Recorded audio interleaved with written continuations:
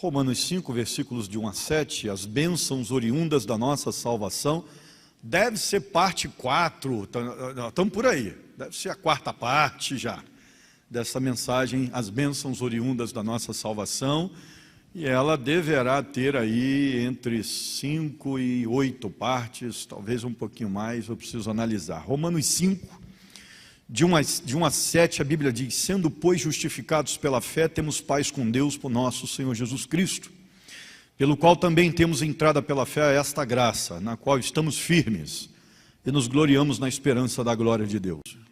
Esperamos de Ti a direção para a nossa vida. Fortaleças nossa alma, nossa espiritualidade, que nós tenhamos, ó Deus, o alimento sagrado para o nosso coração, mais uma vez nesta igreja, nesta manhã. Oramos em nome de Jesus, confiados na ação do Teu Espírito. Amém. Estamos trabalhando essa fantástica obra da salvação, esse pacote de benefícios que a Bíblia nos mostra, porque quando somos salvos recebemos muita coisa do Senhor, e aí podemos ver até agora que recebemos paz no coração. Deus nos deu a paz, versículo 1 está evidente, versículo 2 vai falar que recebemos também a graça, estamos agora inundados nesta graça de Deus. Isso significa que nós não precisamos mais pagar penitência, nós não precisamos, nossa religião não é pagã, ou seja, por que esse termo pagão existe? Porque é oriundo de uma religião que paga, você tem que pagar penitência. De vez em quando eu caminho aí pelas avenidas, pela Dutra, pelas rodovias, na verdade, e a gente percebe gente pagando por aquilo que Cristo já pagou. Não há necessidade de pagar, não há mais necessidade de fazer nenhum sacrifício. Cristo já fez, para que possamos receber a graça. E Paulo vai dizer isso no versículo 2, já estudamos isso. E nós começamos a aprender na semana passada também sobre a esperança. Os versículos 3 a 4 vão dizer-nos que em Cristo nós podemos ter esperança. E semana passada nós começamos a trabalhar isso, mas eu não terminei. E eu queria usar a esperança como uma introdução ao próximo tema. Porque, queridos, nós somos crentes no Senhor Jesus Cristo e cremos que somos justificados pela fé.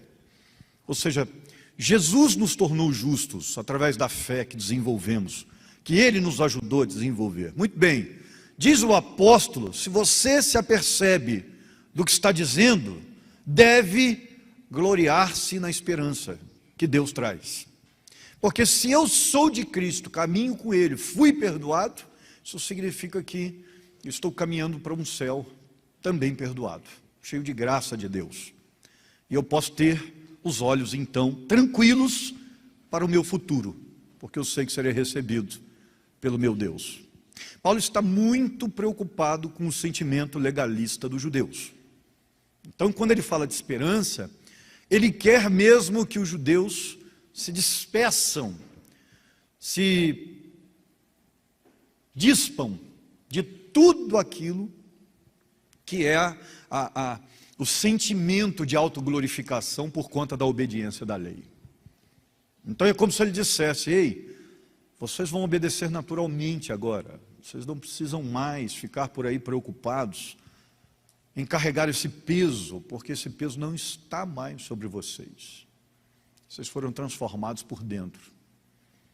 Podem se despir disso. Vocês não precisam mais carregar essa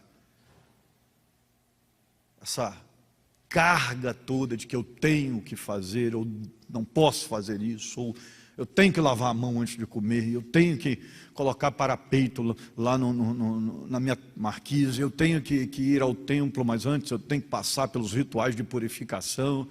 E aí vem Paulo e diz assim: fiquem tranquilos, porque por mais que vocês façam, não será o suficiente. A graça cobre, vocês têm agora tranquilidade, podem caminhar para o céu com tranquilidade. A gente nunca pode esquecer da introdução de Romanos, quando nós fizemos aqui, começo do ano, que vai dizer que Paulo está orientando uma igreja que tem judeus novos convertidos, judeus que ainda não sabiam muito bem o que era conversão, e gentios convertidos também. Então era uma igreja mista. Os judeus estavam tentando, de alguma forma, ter algum tipo de influência sobre a igreja de Roma. E Paulo está escrevendo para resolver esses problemas. Então ele está de olho nessa questão da legalidade do judeu. Ele está dizendo, vocês não precisam mais se preocupar em encontrar salvação através de seus próprios atos. Jesus já fez isso por nós. Pode caminhar olhando para o céu com tranquilidade. Caminhe olhando com tranquilidade. Bem-aventurados os limpos de coração, porque eles verão a Deus, disse Jesus no Sermão da Montanha. Então, está garantido o caminho. O apóstolo estava olhando para adiante. E esse é o fim supremo da nossa fé. Não esqueça não, tá? A salvação, ela está guardada para aquele que crê. Esse é o fim supremo da nossa fé. Nós estamos caminhando para um lugar que está nos guardado. E é interessante que assim, como é que é legal poder ter uma visão dessa esperança? Eu não sei se você se lembra do caso de Estevão, em Atos 7. A Bíblia diz no versículo 55, que Estevão estava sendo já quase apedrejado, eles iriam matá-lo a pedradas por pregar o Evangelho. Seria morto como um herege. No caso de Estevão, nós temos um caso muito interessante, onde os judeus correram o risco de levantar um motim contra Roma. Os líderes judeus correram um risco perigoso. Mas também a evidência pode nos mostrar que eles estavam bem alinhados com o Império Romano. Porque eles executaram uma sentença que era proibida aos judeus. Eles não tinham direito de executar uma sentença, levar alguém à morte. Você se lembra no caso de Jesus, anos antes, onde eles tiveram que pedir a Pôncio Pilatos autorização para executá-lo. Eles não tinham essa autorização, mas no caso de Estevão, a raiva foi tão grande que eles armaram uma situação e mataram Estevão a pedradas. Há quem diga que houve consentimento do Império Romano, no momento, uma autoridade romana fazendo fiscalização, que fez vista grossa e possa ter dado um aval. Mas a verdade é que Estevão ele é executado a pedradas, mas antes de morrer, ele tem uma visão da glória de Deus. Parcialmente, ele olha para o céu e vê o que lhe estava esperando. E no momento em que ele começa a receber as pedradas, ele estava contemplando a casa dele. Para onde ele ia? Imagine isso. O crente tem que caminhar com essa visão, irmão. À medida em que nós vamos tomando as pedradas da vida, as dificuldades que vão chegando e vão nos cercando, nos pressionando, porque elas vão chegar. Nós precisamos nos encher de humildade, porque nós não somos nada nesta terra, né? Nós vamos enfrentar bons e maus bocados pela frente. Não tem jeito. A vida bate. E a gente está aí cheio de vigor às vezes, brigando, arrumando isso, arrumando aquilo, e aí vem um câncer avassalador e mostra a nossa humanidade. E aí a gente percebe, né? Quanto tempo que eu perdi? Para quê? Arrumar problema na família, né? Ficar brigando com os outros. Para que ficar falando as coisas na igreja? Para que? Eu vou morrer agora.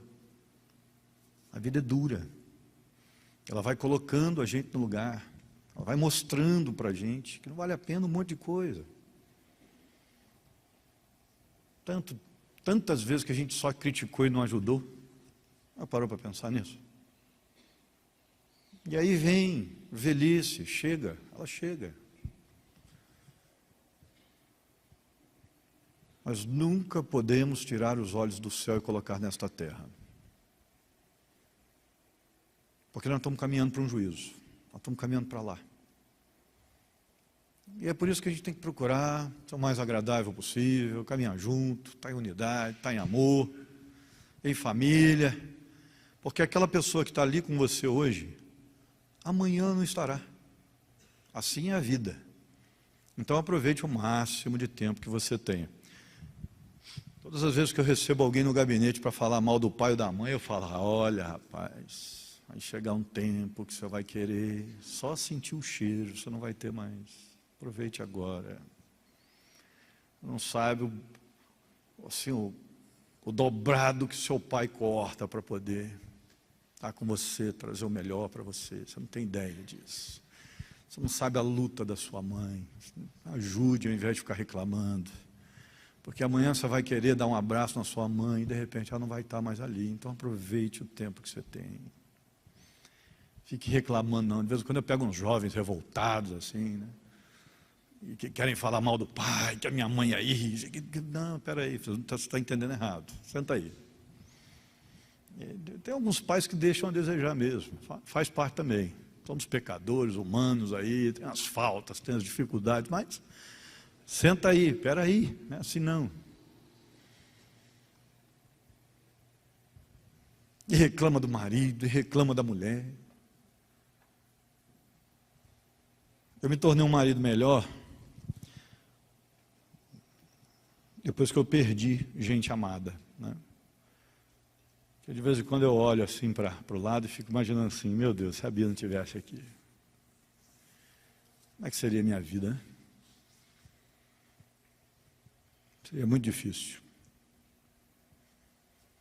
Porque a Bia é a parceirona, está ali pau para toda obra, estamos juntos. Um cuida do outro. Se não tivesse, né?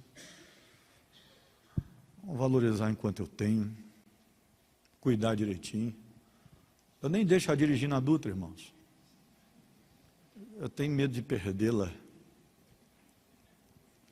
Eu tenho medo. Um dia desse eu deixei. Eu estava do lado.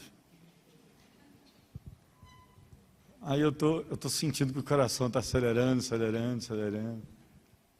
Aí eu virei para ela e falei assim: por que você está a 130? O limite é 110. Ela falou: nem vi. Eu falei: outra coisa, tem um caminhão atrás da gente, você pode vir para a faixa da direita? Ela fez assim: quem dirige agora vai entender. Ela estava vindo, ela fez assim: vum.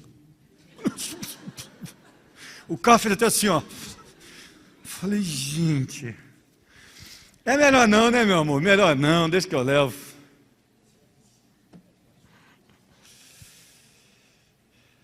A gente precisa ter essa capacidade de perceber o valor das pessoas que estão ao nosso redor. Porque todos nós estamos caminhando com o coração cheio de esperança que um dia nós chegaremos lá, onde Cristo nos espera. Nós não podemos manter os olhos demais nesta terra e brigar por conta das coisas desta terra demais. Na verdade, não precisamos nem brigar pelas questões celestiais. Eu aprendi que se a gente orar, a gente resolve muita coisa sem precisar falar nada. Porque Deus é aquele que sonda os corações, que toca, que explica, que direciona, que dirige. Ele é extraordinário. Você lembra quando eu cheguei aqui, não lembra? Todo mundo ficou assim, meio em agonia, né? Meu Deus, o que aconteceu, né? Chegou esse homem aí, avassalador. Que loucura, né? Mudou alguma coisa aí e tal. E para onde vai tudo isso? Onde vai dar, né? Você não orou? Você não pediu a Deus: Senhor, toca no coração desse homem, tenha misericórdia desse brutamontes, desta mala? Você não orou? Fala a verdade, você orou, né? E aí Deus foi tocando, foi trabalhando. Ainda não é perfeito não, né? A gente tem as falhas da gente, claro que tem, mas eu acho que já melhorou. A gente vai orando, a gente vai pedindo a Deus. Porque, gente, cá entre nós, Primeira Igreja Batista de Taubaté é fundamental, importantíssima, mas não é tudo. Isso aqui não é tudo. Isso aqui é passageiro. Quer ver? Onde estão os fundadores da igreja? Dê uma olhada aí. Tem alguém aí? Fundador da igreja? Estava aqui, na pedra fundamental. Tem alguém? Está vendo como é que todo mundo passa? Todo mundo passa. Vai ficar só a sua história. Por que não tem nenhum fundador aí? Por que não tem nenhum apóstolo sentado aqui no primeiro banco? porque o nosso lugar não é aqui. Então isso aqui não é tudo. Tudo é aquilo lá. Nós temos que estar de olho lá, a fazer o melhor para lá. Claro que fazer o melhor para lá contempla o que estamos fazendo aqui. Claro, lógico. Isso aqui é obra de Deus, é casa de Deus. Mas eu tenho que estar com o olho lá. Eu fiz parte de igrejas que não podia, a igreja cresceu demais, não podia quebrar a parede, porque era o irmão fulano de tal que tinha construído a parede. Meu Deus, mas eu não conseguia entender aquilo. Não, deu muito trabalho para construir essa parede, pode quebrar não. E a igreja crescendo, não cabia gente mais. Lembra disso, Bia? E a gente brigando para quebrar a parede. Tem que quebrar a parede, gente. Não, mas os irmãos construíram isso com muito sacrifício. Mas já serviu por um tempo, isso não é eterno não, isso vai acabar. Então vamos acabar agora de uma vez, vamos quebrar essa parede agora, porque um dia vai quebrar, isso aí não vai ficar isso aí para sempre.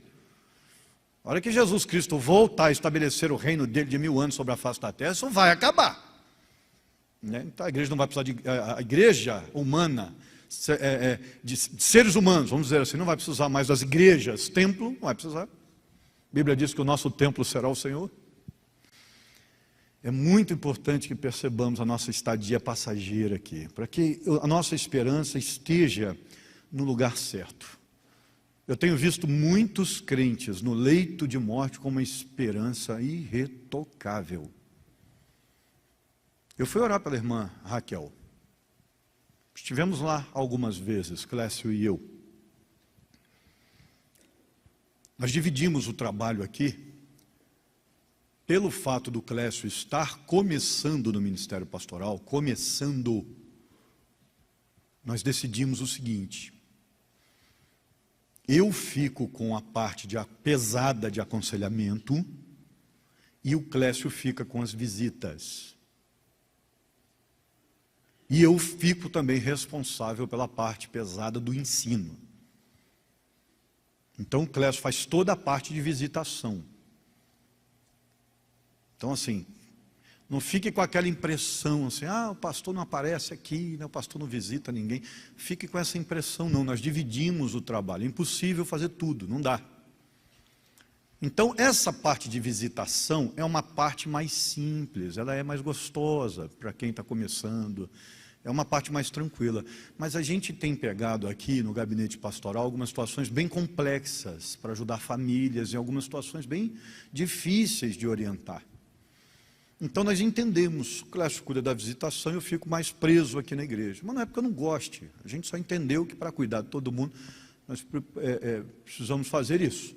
E eu vou nas visitas mais emergenciais. No caso da irmã Raquel, ela foi internada, né, a irmã Carol, que estava ali, por ali, né, a irmã Raquel foi internada e ela gerava preocupações, como de fato a história mostrou que as preocupações eram pertinentes. E eu então fiz questão de ir até lá, orar por ela também. Nós dois pedindo, Clécio e eu, a família, a igreja, um milagre. Mas eu me espantei quando eu cheguei até lá. Quando eu cheguei lá, na verdade. Eu me espantei. Porque eu encontrei uma irmã Raquel extremamente tranquila. Ela me olhou e falou assim: quem é o senhor? Eu já não estava mais conhecendo os rostos com muita facilidade. Aí eu cheguei mais perto dela e falei assim: é o seu pastor. Aí ela riu e falou: pastor Luciano, que bom que o senhor veio. Aí batemos um papo ali de alguns minutinhos. Ela estava na UTI, não pode ficar muito tempo na UTI. E eu falei: como é que a senhora está? Ela falou: estou muito tranquila, não estou sentindo dor. E de qualquer forma, eu vou ficar mais tranquilo ainda, né, pastor? Em outras palavras, eu não me lembro exatamente das palavras, a conversa caminhou para esse lado. E ela falou para mim assim: estou muito tranquila. Como se dissesse: daqui eu só saio para melhor. Estou muito tranquila. Vou ficar boa, vou voltar para casa, né, pastor? Que é muito bom. Mas, ela tinha um jeitinho assim, né? Mas, se eu não ficar, eu vou estar melhor ainda. Eu tenho encontrado alguns servos de Deus com essa esperança. irretocável, sorrindo, tranquila, porque sabia para onde ia, exatamente para onde ia. É dessa esperança que nós estamos falando, é disso que eu estou falando com você. O próprio Paulo disse aos Filipenses, abra sua Bíblia aí para você não dormir, Filipenses 3. Quero ler alguns textos com vocês. Depois nós vamos a 2 Coríntios. Mas primeiro Filipenses 3.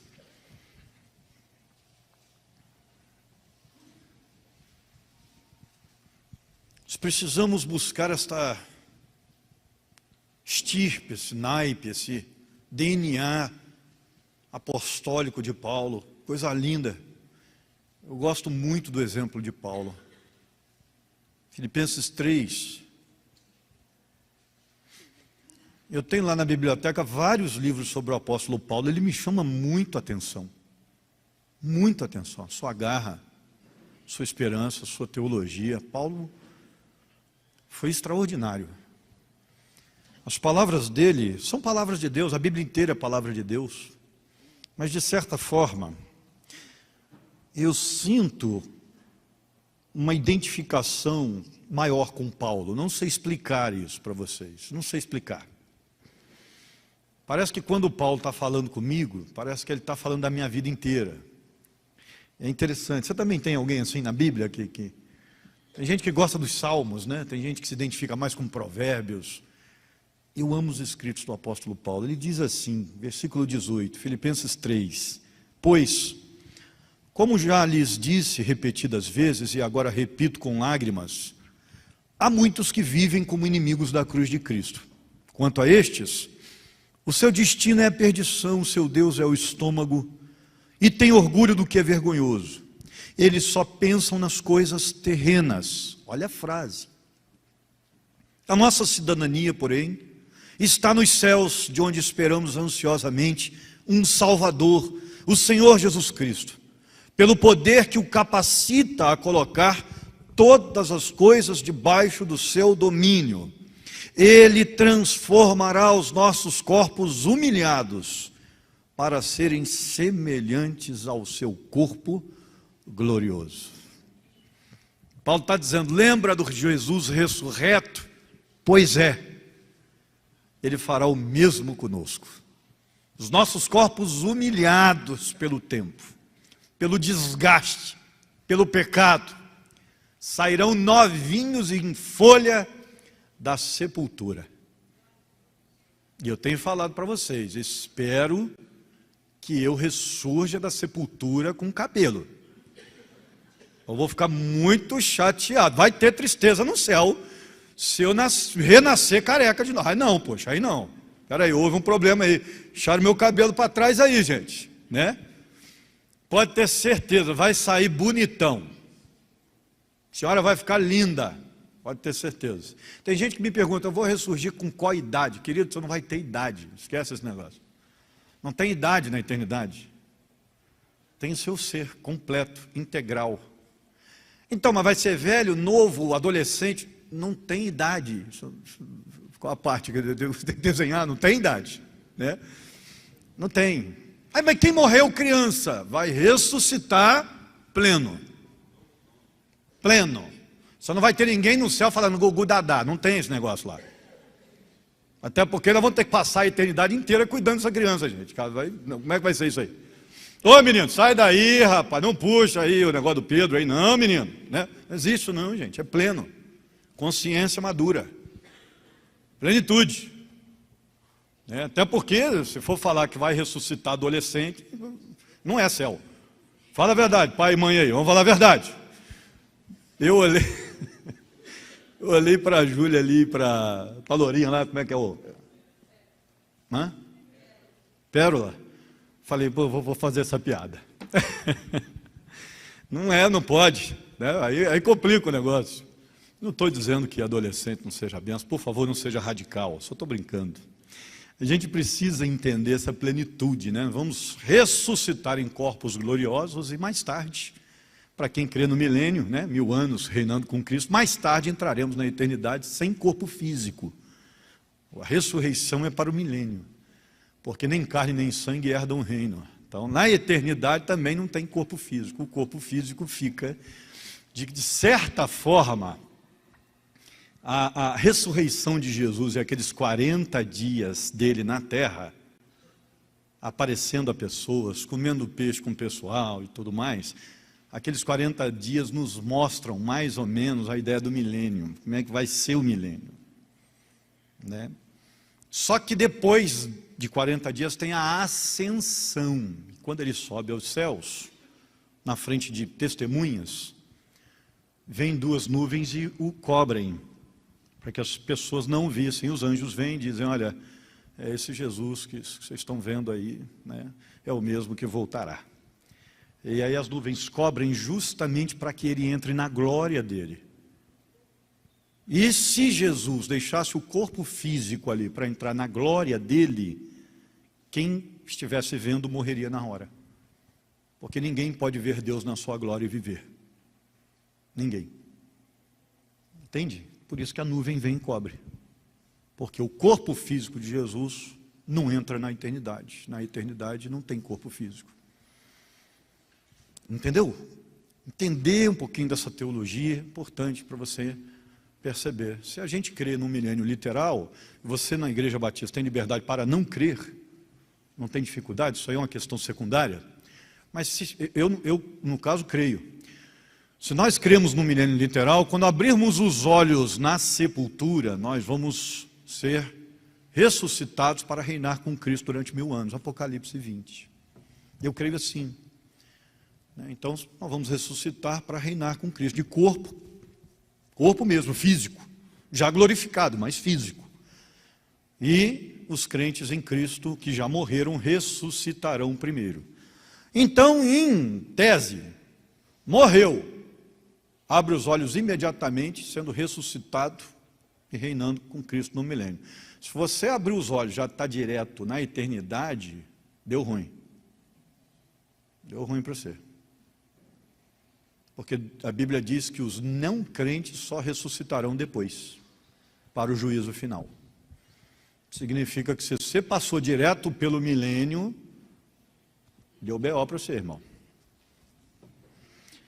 Abra sua Bíblia aí, 2 Coríntios, capítulo 4.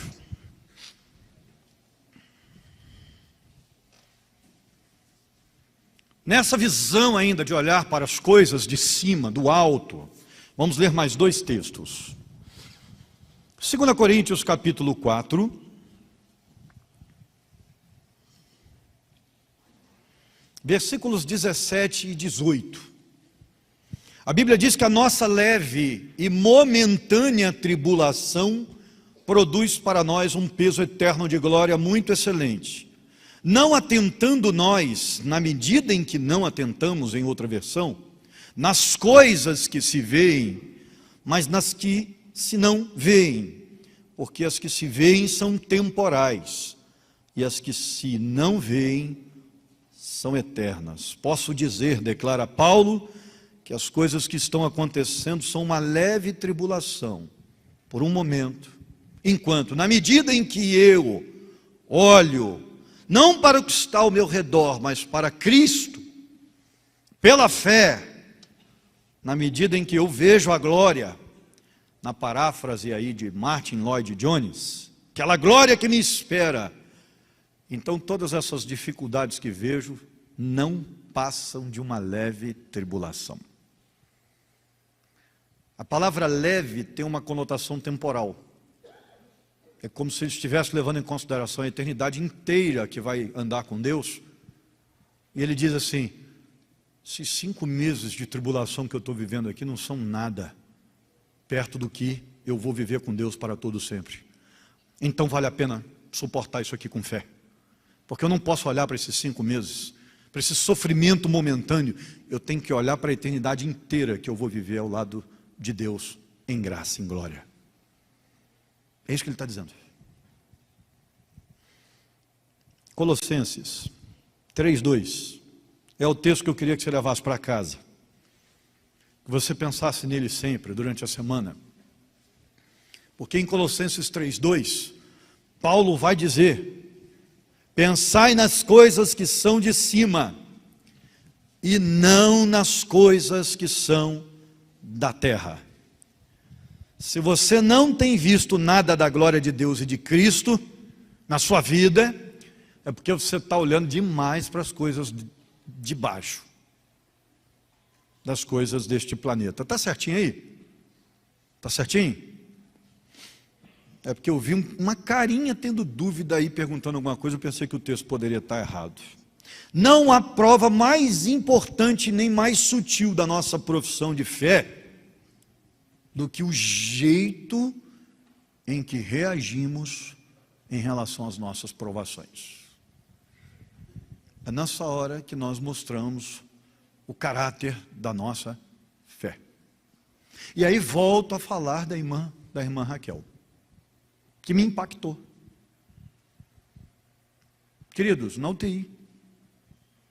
Quem que gosta de passear na UTI? Já ouviu alguém falando assim, nossa, que vontade para ir para a UTI? Já ouviu alguém falando isso? Ninguém quer ir para a UTI.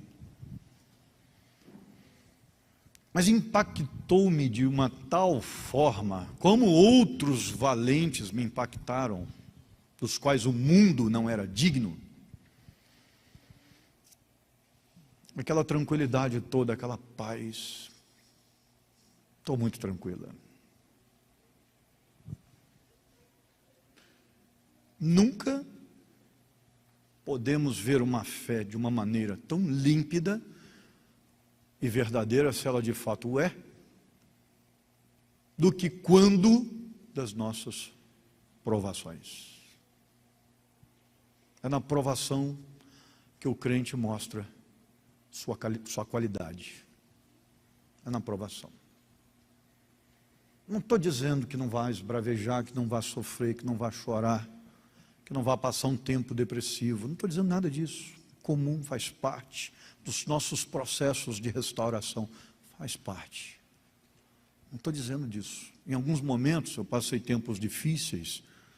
Eu não sabia nem o que estava acontecendo comigo. Não sabia, vou ser sincero para vocês. Eu não me entendia. Por que eu estou chorando? Por que eu não consigo parar de chorar? Por que eu estou tão triste? Isso faz parte. Já se sentiu assim? Nossa, ultimamente estou tão sensível. Chorando à toa. Já passou alguma época da sua vida assim? Talvez você esteja passando isso agora. Porque eu já passei. Inclusive, o meu interesse por muitos assuntos, eu aprendi a gostar, porque eu também queria me entender. O que isso acontece? Como é que meu corpo funciona? Que tipo de alimento é melhor para o meu emocional? Que tipo de vida? Vale a pena colocar para fora? Não vale? Tem que ficar calado? Tem que expor? Tem que falar? Preciso procurar alguém? Eu comecei a procurar entender essas coisas, como é que eu funcionava. E me ajudou muito, inclusive. Foi muito bom para mim. Mas, em nenhum momento, em relação a Deus, eu tive dúvidas.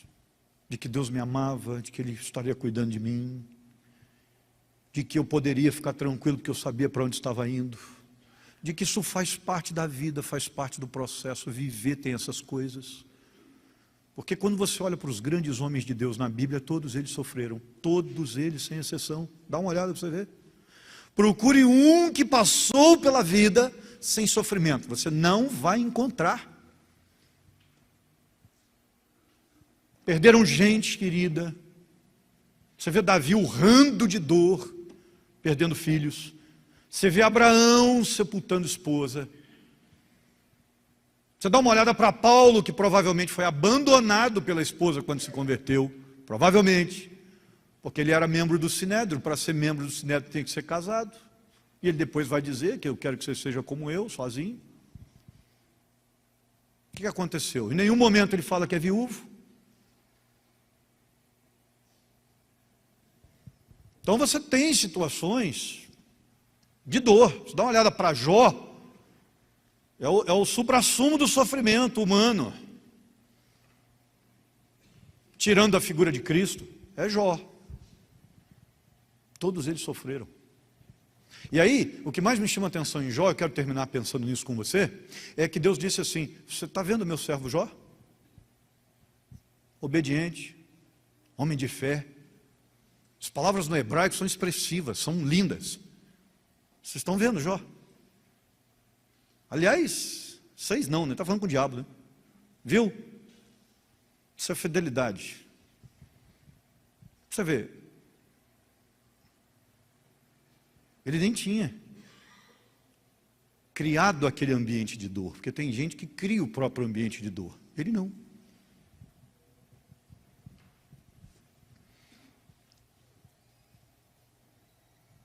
Mas todos eles olharam para frente.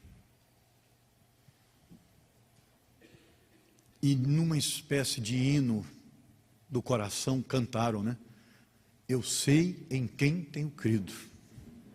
Essa é a fé que a gente sempre repete, né? Em outras palavras, mas é a palavra de Jó, né? Eu sei em quem tenho crido, eu estou certo que o meu Redentor se levantará por mim. Olha isso. Essa é a esperança. A gente está passando pelos vales difíceis da vida. E aí, para terminar, 2 Timóteo, abra aí. Esse texto mexe demais comigo. Se eu tiver a oportunidade de dizer alguma coisa antes de morrer, você pode ter certeza que as minhas últimas palavras serão essas aí. Pregador tem dessas coisas, gente. Desculpa, mas pregador tem dessas coisas. Vai ser minha última pregação, né? Eu tenho que deixar uma palavra, não é verdade? Então, e a gente vê as biografias dos grandes homens de Deus, eles deixaram as últimas palavras, né? E não é que eu quero ser grande, não, eu só quero imitar a fé deles, né? Deixar alguma coisa para quem fica com a dor. Essa é a minha preocupação, né? Então vá que eu parta hoje, então já estou deixando para você aqui. 2 Timóteo, capítulo de número 4. Tem gente que fala assim, misericórdia. Está amarrado. Isso aí é simpatia, hein? Cuidado.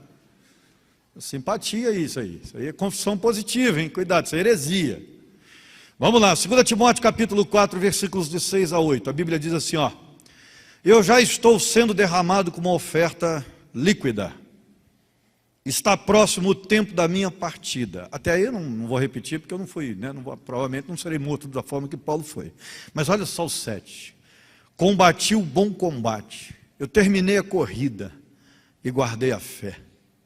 Agora me está reservada a coroa da justiça que o Senhor, justo juiz, me dará naquele dia. Não somente a mim, mas também a todos os que amam a sua vinda. Combati o bom combate. Eu terminei a corrida, eu não parei no meio do caminho, não. Parei não. Terminei, fiz o que tinha que fazer, cumpri o meu propósito, não fiquei dando trabalho para ninguém aí, falando besteira, não, fiz o que eu tinha que fazer na minha vida. Porque arrumando briga, não, porque tem gente que vem para a igreja para arrumar briga, não, cumpri o meu propósito, e guardei a minha fé, está comigo, não perdi não perdi. E olha que Paulo passou uns maus bocados, o cara está preso, sabe que vai morrer. Há quem diga que nesse momento ele já tinha escolhido o método de execução dele, porque como cidadão romano ele poderia escolher como morrer. Há quem diga que ele já teria escolhido ser decapitado. Por isso que ele fala da oferta líquida, o meu sangue vai ser derramado. Mas a minha fé está comigo. Não abandono nunca. Como é que está a sua? Está guardadinho? Está com você? Porque a esperança de olhar para o amanhã faz com que a gente segure a fé com vontade. Está comigo. Passe o que eu passar, está comigo. Eu não perco a minha fé, não. Vou levar até o final. Vamos orar? Senhor, obrigado porque Romanos tem sido uma carta que tem encorajado a nossa fé. Te agradecemos, ó Deus, pelo privilégio mesmo. Sempre uso esta palavra, porque é um privilégio neste país a gente poder abrir a Bíblia e ler em paz. Obrigado, Deus, por tudo aquilo que falaste ao nosso coração. Tu és a nossa esperança. Tu és o nosso resguardo, nossa força. E obrigado porque não haveria objeto maior para que pudéssemos depositar a nossa fé. Tu não és apenas o objeto da nossa fé, mas sim o autor e o consumador dela.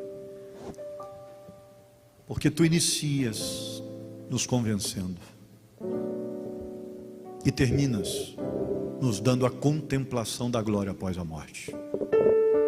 Nosso alfa e o nosso ômega, tudo começa e termina no Senhor. Obrigado porque tu tens cuidado de nós. Obrigado porque nos ambientes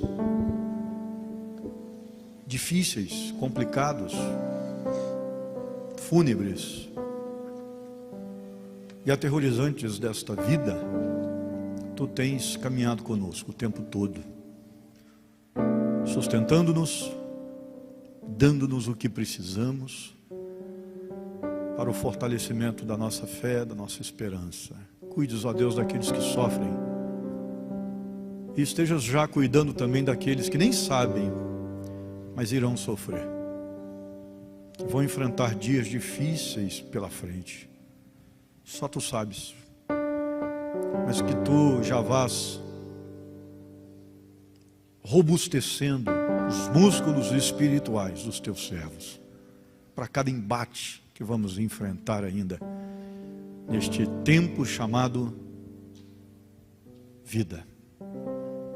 Oramos para que tu consoles aqueles que estão lidando com grandes batalhas, esses cárceres que o mundo nos impõe, que o próprio corpo nos impõe, que o nosso emocional nos impõe.